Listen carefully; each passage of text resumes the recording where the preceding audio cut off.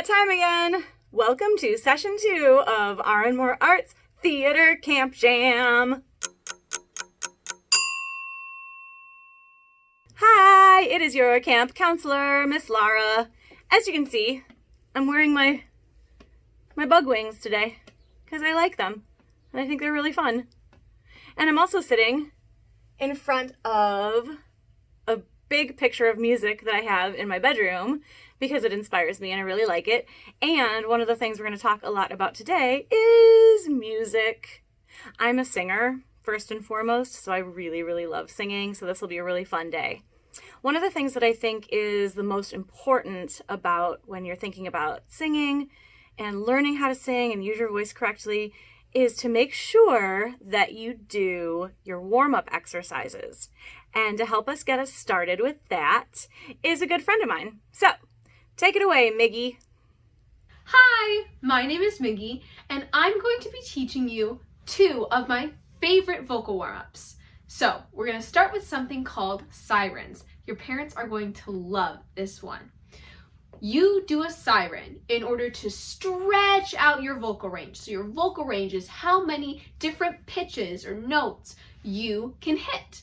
So from your lowest note all the way up to your highest note, that's what a siren does, is it goes from low to high or high to low and it stretches it all out. So it's gonna sound something like this.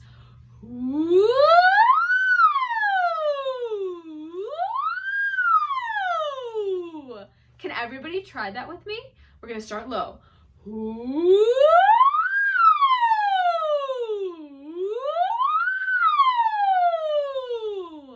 And now we're gonna start high. Can you start high? You're gonna go.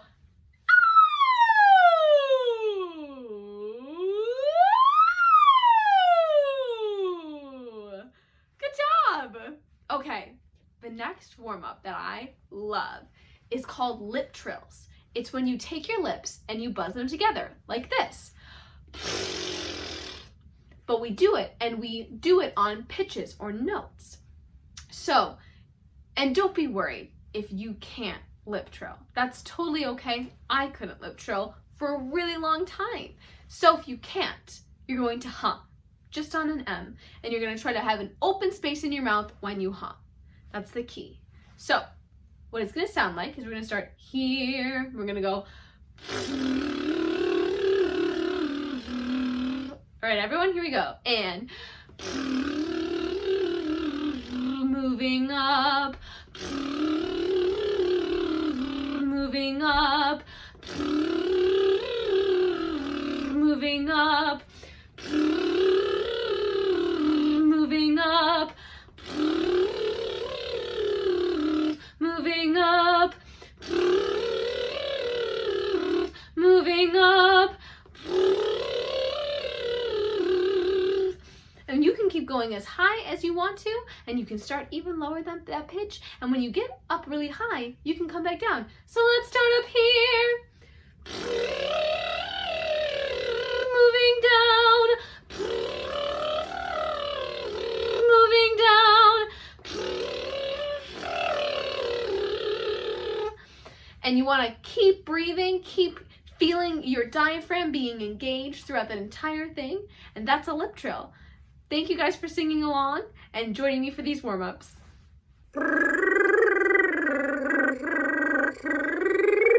Oh, hi. I was just practicing the lip trills that Miggy taught us. I was doing the sirens too, but it was kind of driving my dogs crazy, so I figured I'd give them a break. Okay, so this leads us to our first official assignment. Your first official assignment for session number 2 is to practice those lip trill exercises and the sirens that Miggy taught us. So why is it so important to be warmed up and be able to use our voices correctly? Because it's going to keep your voice healthy for a long time so that you can sing until you're 80 years old. You can still do all the things that you want to do because you've taken care of your voice and treated it like an instrument and kind of pretended like being a singer is like an athlete where you have to keep in shape, right? So I also want you, as part of this assignment, to do a little bit of research on a couple of things. First of all, if you don't take voice lessons, think about maybe if that's something you'd like to do. There are a lot of really incredible vocal instructors who are out there right now who are teaching lessons remotely like this through videos, or pretty soon we'll be able to get together in person again. But taking voice lessons is a really great way to develop your instrument of the voice. So that's something I really recommend if you're really interested in being a singer. The other thing that I want you to do is take a look and see if you can find some vocal exercises that work for you online so that you can do them at home. There are a bunch of really good ones on Amazon, there's some on YouTube, and anything like that. So I want you to just look into how you can develop more of a process for your own vocal health. My dog is whining. I wasn't even doing sirens. This is Trinket. She does not like sirens. How do you feel about lip trills? Pretty good?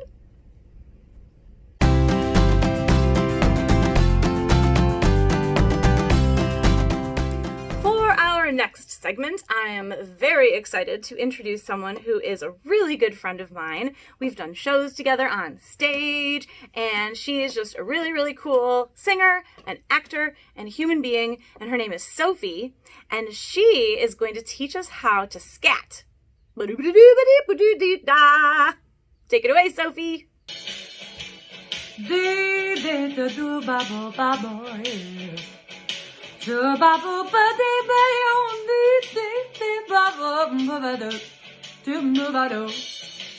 What am I doing, you ask? Dooba dooba dooba yo ba bo da dee boo ba boo ba doo da da. Well, guess what? That's called scatting. Scatting is when you use your mouth and you use your vocal instrument like any other instrument, like a trumpet player or like a saxophone player would. You don't think of yourself as much as a vocalist as you think of yourself as an instrumentalist. So instead of using your words like we would with lyrics, we use nonsense words. Now, there are a couple very favorite words that scatters like to use, like Ella Fitzgerald would or Sarah Vaughan might. And those are words like do, be-do, ba-do, ba-do, ba-do, ba-do, ba-do. Can you try that? Do, ba-do, ba-do, ba-do, ba-do, ba-do, ba-do, ba-do. Nice. Now try dee, ba-dee, ba-dee, ba-dee, ba-dee, ba-dee, ba-dee, ba-dee. Dee, ba-dee, ba-dee, ba-dee, ba-dee, ba-dee, ba-dee, ba-dee. Very nice. Now we've got a few other ones. We've got do, ba-do, dee, ba-dee. Then we even have zuba or vuba and zoiba, doiba. And all of those combined, you can make any kind of melody you want, as long as it goes with the chords of the song. Now, what I was scatting to at the very top was called 12-bar blues, all right? It's a Chicago shuffle in the key of A.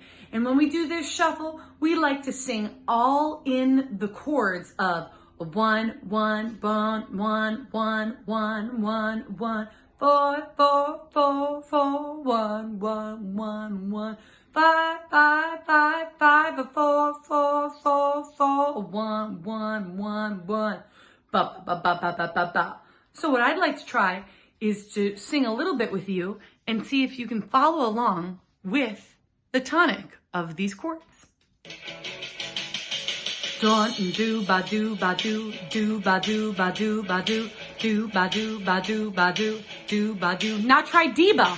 Diba diba diba di diba diba diba di diba diba diba di diba di. Now try doi ba doi ba doi ba doi doi ba doi ba doi ba doi doi ba doi ba doi ba doi doi. Now see what you can do. Do bop boo bop. Can you try that? Do bop boo bop. Dee ba ba do ba.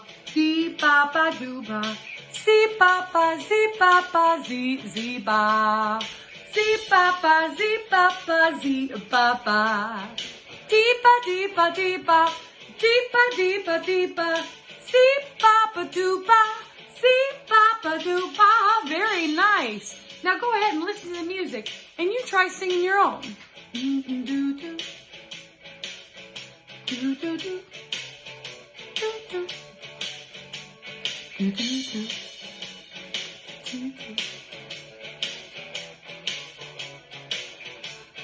All right, here we go. One more call and response. It goes do ba ba do ba, do ba ba do ba, zee ba boo ba, zee ba boo ba, zee ba do ba do, zee ba do ba do. Boy da boy da boy bow, boy da boy da boy bow, zee ba boo bow, zee ba boo bow, dee ah boo ba, dee ah boo ba. Well, there you go, folks. You got just an intro of what scatting is all about. If you want to look up Ella Fitzgerald or Sarah Havon, they are both fantastic scatters. And you can check them out and many others on YouTube if you look up Scatting Vocal Jazz. All right, I hope you enjoy this today, and I hope you keep singing. That was so fun. Sophie Grimm, everybody. She's pretty cool, right? Okay, this leads us to your next official assignment. Okay, your official assignment is to play around with scatting. Now, scatting is something you can just literally walk around and do anytime without music underneath you or anything. If you have another person around, it's really fun to do like a scat challenge back and forth. And I'm going to interview somebody in a little bit, and I made him do it so I can show you what I'm talking about. But your official assignment is to play around with scatting. So have fun with it. Next, we are going to talk to a friend of mine who I did a show with a while back, and I thought it'd be really interesting for him to give you some perspective on what his life is like as a performer. Let's see what happened when I checked in with my friend Matthew. Hi, everybody. I am here with a good friend of mine. Will you introduce yourself and tell us how old you are? Hi, I'm Matthew Zarga, and I'm 17 years old. How is it possible that you were 17 years old now? How old were you when we did Joseph together? When we met, I was 8. Yeah. Oh my goodness. Was that? It's been a hot thing. It has been a hot minute. Was that your first show, or had you done things before that, really? Or No, that was my first. I see. I don't remember because I am old and now can't remember things. But I thought that was your first show. Mm-hmm. Wow. That's crazy. How did you find out about the show and go through that audition process? My mom noticed that there was an open call, and I had just started homeschooling at this point. And before I started homeschooling, I had a teacher in 2nd grade who mentioned, hey, I think he might have a knack for acting. So we figured, why not shoot your shot? And it actually was going somewhere. That's amazing. That's a smart teacher, too. So tell us what it's been like to be a professional performer at such a young age, and if you have an agent, and if you got an agent, how that happened. So I do have an agent. I am with Stewart Talent Agency, and how we ended up getting signed on with them is me, my brother, and my family went to go take photos taken, and me and my brother had headshots taken. Mm-hmm. The photographer that took our photos ended up recommending me and my brother to the agency her children were in, which was Stewart. After she sent our info in, we ended up going in for an interview where me and Zachary just made sure we were professional, we were friendly, and that ended up getting us into the agency. Right. Wait, so you're homeschooling now. So in terms of doing theater, it's all professional. I was going to ask if you were doing any shows in school or anything like that, but for you, it's like you're like out there in the world now. Mm. Yeah. Do you feel like, do you find that there's any pressure in terms of being a professional actor kind of so young in your career? How's that been for you? I feel like if you take it as pressure, that's going to get to you and it's going to hinder you. If you start really young, just think of it as a way like you're young enough that you can learn. And that's what all of the adults who have been doing this for a long time, like you, have been telling me is starting young gives you a huge advantage because you're gaining that experience early on. Yeah. Like if you decide to go to school for theater, you already have that experience in your pocket that you can take that with you and use the schooling to go even further. Some people I've talked to say, if you start young and you already have all that experience, you already have that resume, sometimes you don't even have to go to college for musical theater. You can go to a college for something else. So you have musical theater and blank. Yep, absolutely. Are you looking at schools at this point? Is that something that you're thinking about? Mm-hmm. Yeah. Do you think you're going to go to a school where you're going to do some kind of theater performance artist degree, or do you think you're going to maybe do something else? I think I'm gonna maybe do something else and probably do theater as more of a hobby. Yeah, that's very cool though. That's really, really cool. And theater isn't going anywhere, in spite of what it sort of looks like right now. It will be back. It's not, the arts is not going anywhere. You're always going to have opportunities to express yourself. And it's good to know that you can do it a bunch of different levels. You don't always have to be pushing and doing something really super serious or really competitive. You can do it for fun as well. Well, absolutely. Yeah. I mean, that's how I originally started doing theater. Right. Oh, I remember. What's been your favorite project so far in your career? Okay. One of my favorites that I've ever done, it was a more recent one. I did a show called Trevor the Musical over at Writers Theater in Glencoe. Yes. That was so cool for me because it was world premiere. It had never been done before. Other productions I've done Les Mis, I've done King and I did Oliver right after I did Joseph with You, I've done Shrek the Musical. Those were all ones where, I ended up getting into the show, time to do some research and learn all about it. And that would get me excited about it. I'm like, okay, I like this show. But the difference with Trevor is no one had ever seen it before. Everything was changing. Everything was new. It was new for the cast and new for the audience, which was really, really fun. Yes. And also I think that Trevor has such an amazing message. Can you just tell us a little bit, give us a little synopsis about what the show is about and how that affected your experience with that show? Because I think it was something that was really cool. Mm-hmm. It was something, it was about a young boy named Trevor. Oh, who would have guessed? He wants to put on a show for the talent show and gets put down by his teacher. She says she can't put it on, right? Yep. So he ends up going to the star of the football team named Pinky Friday. And he says, hey, you know that embarrassing routine your team does for the talent show every year? What if I revamp it? What if I choreograph it? And he thinks at first he thinks this is his opportunity to make it big. He thinks this is his time to get famous as a choreographer, as a director. Right. But that turns into him having feelings for Pinky. And the show is about him working through the feelings. Right. And it's also based on an organization that actually exists out in the world, right? Yes, the Trevor Foundation. It helps with struggling people, LGBTQ people who are struggling with finding their own identity. And they have some suicide hotlines as well, I'm pretty sure. Yeah, and especially for the younger set of people, right? Like they cater specifically to younger folks. Oh, absolutely. Young people who are confused and they're seeking help for it. Yeah, just somebody that they can connect with and try to understand how to understand process what they're going through, right? Yep, exactly. Understand that this isn't a problem. This is just you, and we're going to find out how you can feel most comfortable in your own skin. Yep, and we talk about that a lot actually in these sessions for the theater camp. Is one of the most important things that you bring to the table as a performer is you. You know, what makes you unique and makes you yourself, and part of that is figuring out who that really is, right? So I think that a show like Trevor is really, really important.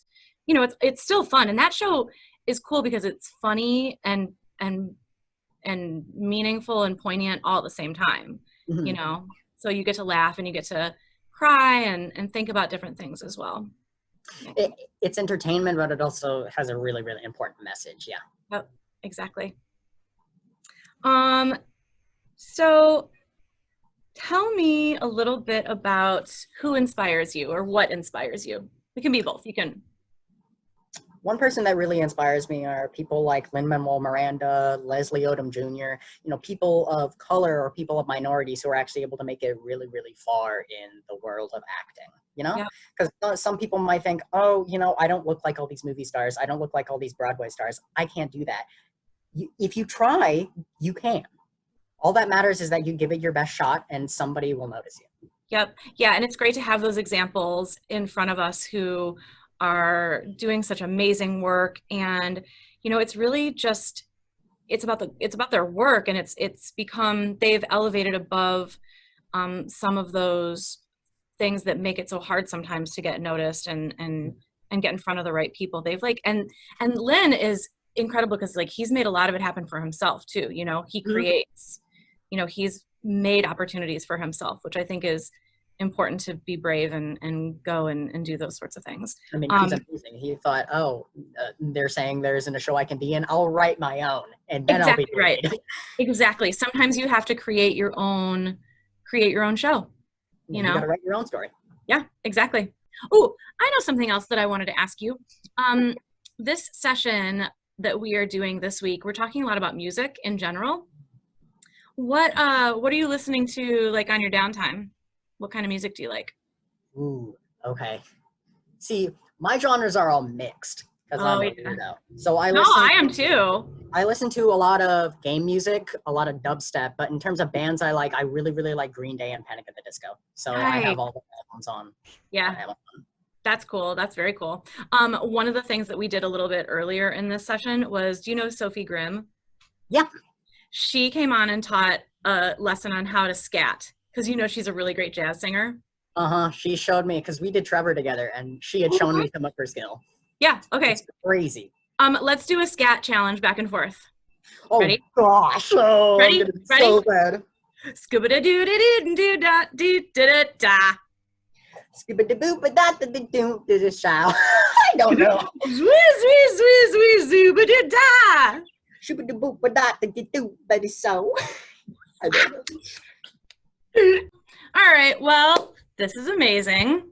Thank you so much for doing this. Thank you for coming. Good luck with everything else that you have going on, and we will talk again soon. Yep. That was so much fun talking with Matthew. I cannot believe he was 8 years old doing his very first show when we met. Time flies.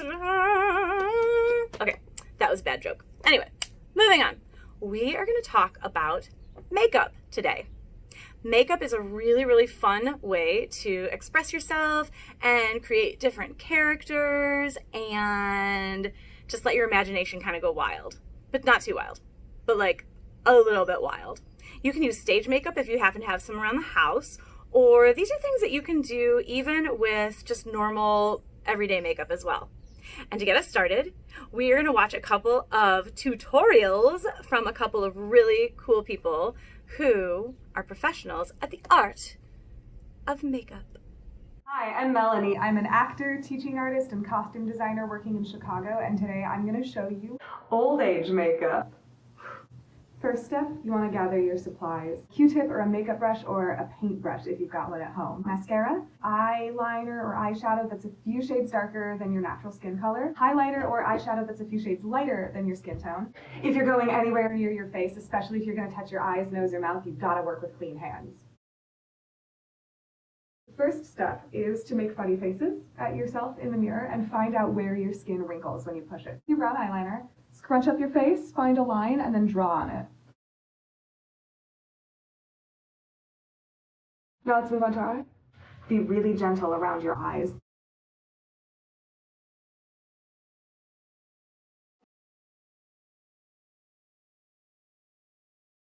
Another big one around your mouth, the smile lines here. Once you have found every place where your face can create a natural line, you want to start adding some hollow effects on your cheeks and some contouring to make your nose look larger. Your cartilage grows for your entire life. So a fun effect as you age, your nose and your ears actually get larger because they don't have bones in them, they have cartilage. If you feel right here, you probably have kind of a soft, squishy part under your cheeks. Make a kissy face, and then follow that line. Add a few lines going down so that you add this wrinkle effect to your jaw. Now, to just make it look even more realistic up close, we're going to blend it. I'm using a little sponge. You can also use your finger, just make sure it's clean. And what you want to do when you blend is just soften the lines. Find a spot and kind of wipe away from that one point, like this. So I create the effect by wiping down that this is where the wrinkle is and this is where the shadow gets cast when you're in light.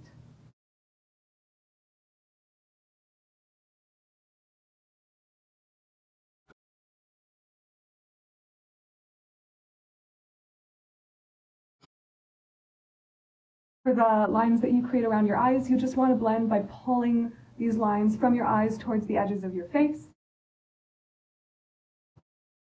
Our skin is looking nice and wrinkly, and now we want our eye area to match. If you have purple eyeshadow, that works. Otherwise, you can keep using your eyeliner pencil. I'm going to use my finger, and I'm going to find that really thin skin. I can already see where I naturally get bags under my eyes. I'm going to fill that in.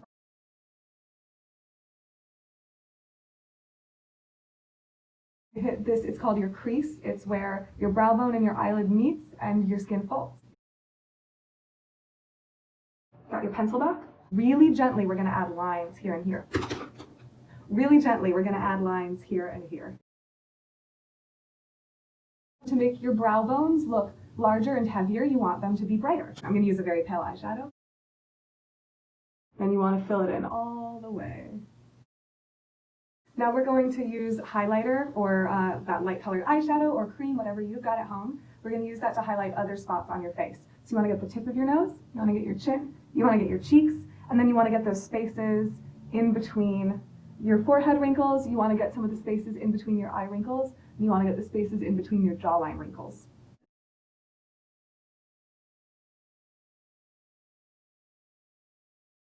I'm going to switch to a paintbrush for these narrow lines. Last two steps, and these ones are fun ones. You want to hit your lips and you want to hit your eyebrows. You want this pink color or this bold red or brown color that you have on your natural lips to be a little bit faded. I have a little bit of powder foundation or highlighter, or you can use concealer. Pucker up those lips.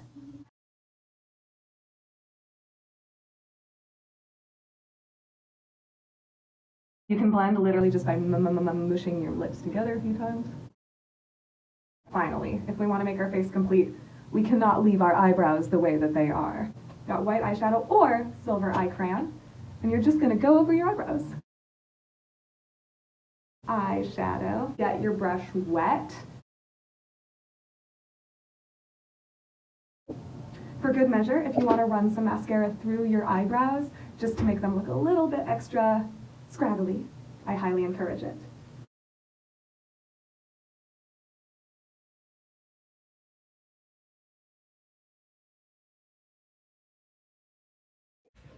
Hi everybody, my name is Sid and I'm going to be teaching you today how to do a fish makeup.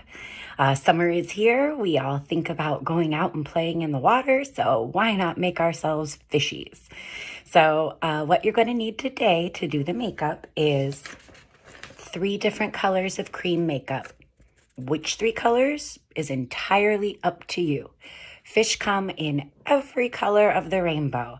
You can look in a magazine or check online and base your 3 colors off of real fish, or you can just play and create your own fish in any color you like. You'll also need 3 brushes, and if you've got them, a couple of these little these latex sponges. If you don't have that, that is very okay. You can still use brushes to do this, all right?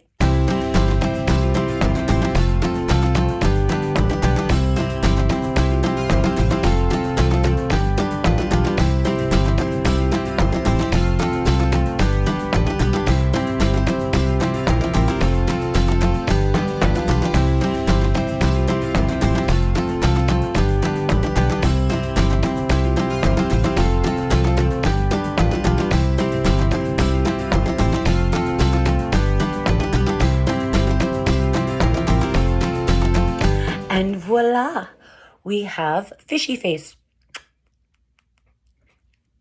Enjoy, everybody. Bye. Those designs were so cool and they are going to be so much fun to play around with, which leads me to, you guessed it, an official assignment. Your official assignment for makeup is to try one of those designs that you just saw. You can actually try something else if you want to, if you have your own idea, but use the ideas that they gave you to come up with your own cool makeup design. And remember to ask for help if you need it, okay? Have fun with it.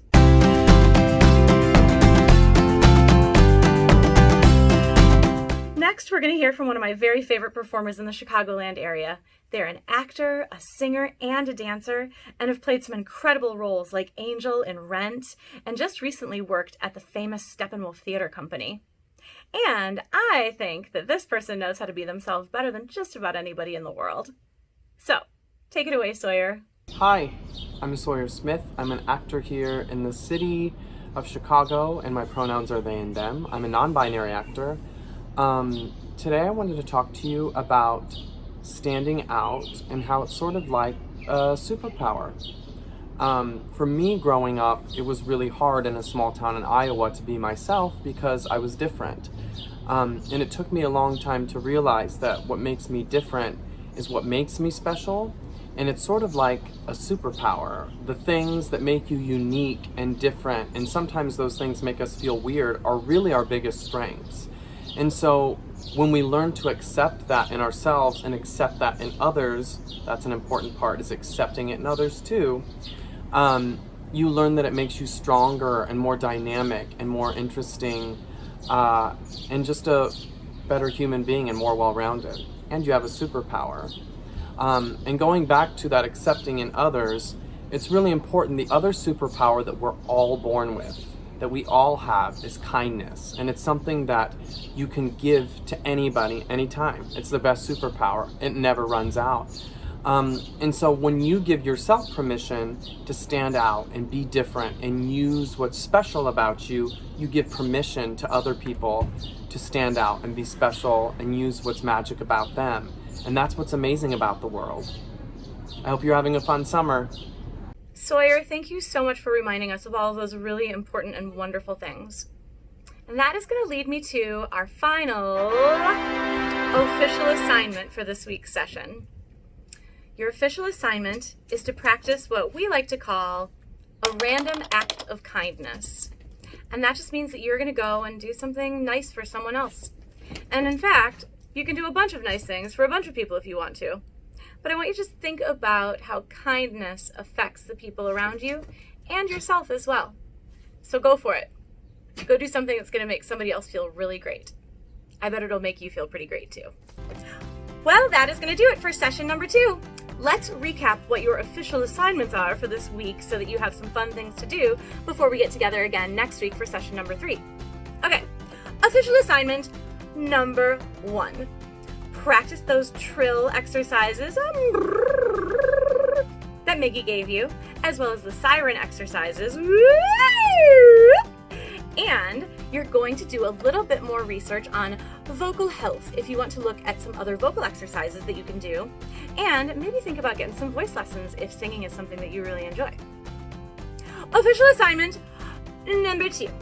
Practice scatting just because it's fun. It is literally just a super fun, silly way to spend some time. So, you want to do practice your scatty-dee-dat-dee-dat. It can be better than that. And then official assignment number 3 is to play around with some of those fun makeup designs that we looked at. And you can even think about if those are things that you might want to incorporate into your show that you're writing. And then finally, and probably most important, I think, is our last official assignment, which is a random act of kindness. Just go out and do something really nice for somebody. It can be for somebody in your household or a friend or a neighbor. Just make a real effort to find one special thing to do for someone else that's going to make them really happy. Okay, that is it. Have fun and be creative, and most importantly, be kind. Bye! I'll see you later.